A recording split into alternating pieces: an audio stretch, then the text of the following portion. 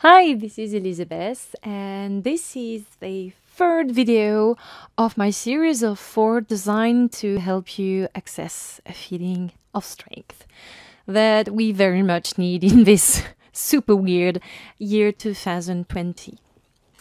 I just like to begin by telling you that I am currently offering you a 3-month coaching program exactly on that.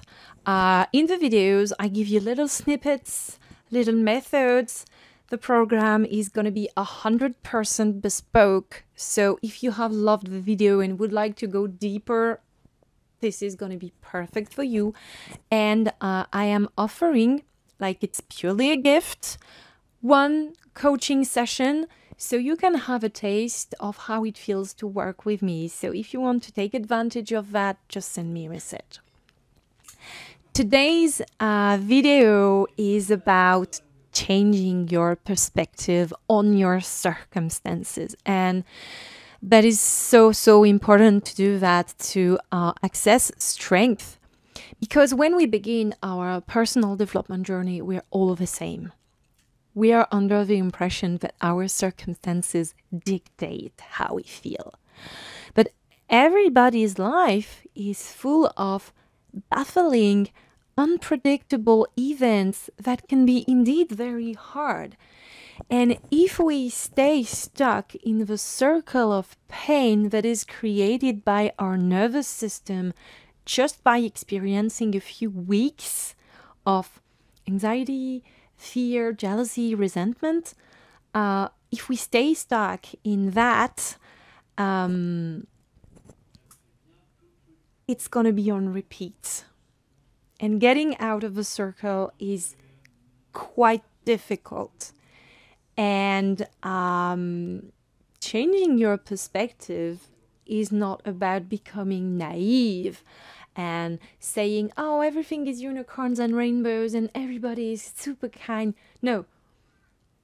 Changing your perspective is about breaking the cycle that I just told you about.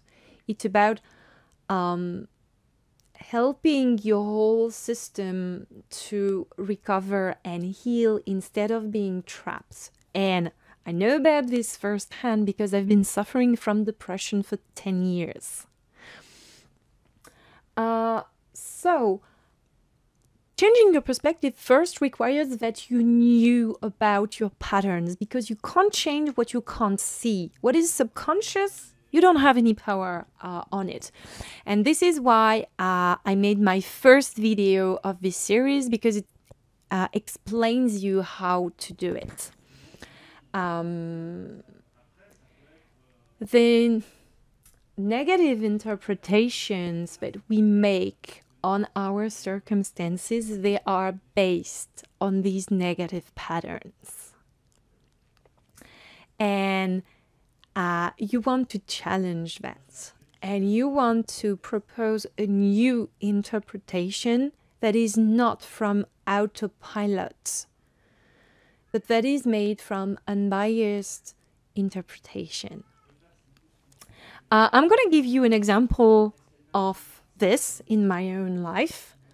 I have a very lovely partner, but he has a tendency to be very distracted, and on some days he doesn't listen, and I have to repeat myself like 10 times a day, and it's very annoying. And I started noticing that I resented him about that, and I became quite angry, and I wondered, why is that? And I realized that I had a belief to the effect that people who do not listen to you do not care for you, and that someone who cares has to listen. And that was a bit of a problem because I didn't receive this kind of attention from my partner.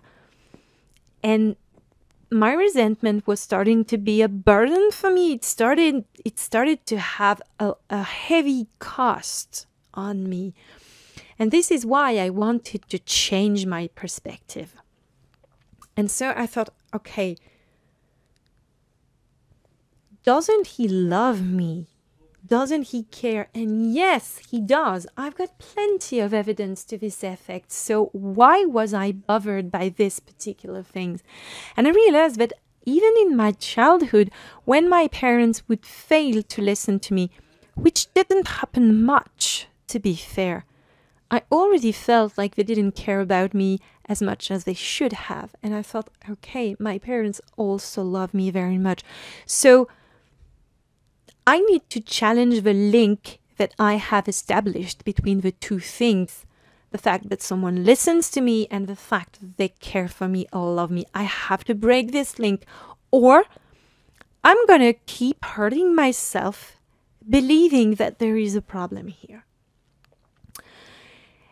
And when I became willing to do so, to break this cycle of pain, suddenly I could begin to observe the 100 different little ways in which my partner is indeed a distracted person, and it has nothing to do with me. It just is. He is like that with his brothers and sisters, with his parents, and so my self-worth is not at stake. I can keep it completely separate from his attitude. And that was a total relief to understand that. And I must warn you about one thing here. When you will want to challenge your old beliefs and when you will want to cast new light upon your circumstances, your nervous system, which is all about stability, will put up a fight. There will be a certain degree of resistance because basically you're asking all your system, your body, your mind, your emotions to unclench and relax and feel safe in places where it didn't feel safe previously. But if you can acknowledge that your core belief was always mistaken, you can allow yourself to feel the discomfort that is very similar to a growing pain that is associated with deciding that now it is safe to drop the worry, drop the resentment, drop the anxiety. And what you will gain is something wonderful. Instead of reading your circumstances through the autopilot of your beliefs, it's your intuition that is going to navigate your life. And your intuition has the capacity to give you incredibly precise, fine insight about your surroundings. And if you need to take action to protect yourself, you will be able to do so from a place of knowing, from a place of accuracy, from a place of astuteness and self-care and self-love, instead of a place of fear-based autopilot that casts darkness onto everything.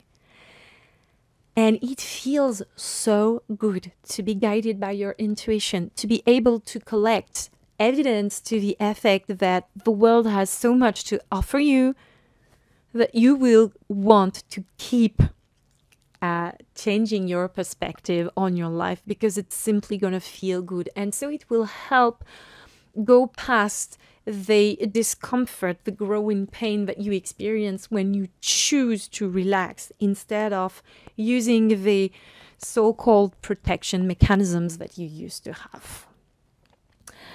I hope you liked this video. I hope it helped. If you have any questions, if there are some things that you don't understand, please send me a message. It will be my pleasure to drop for a quick chat, to answer your message, to give you more explanations. See you next week for my 4th video, and in the meantime, take great care of yourself. Bye.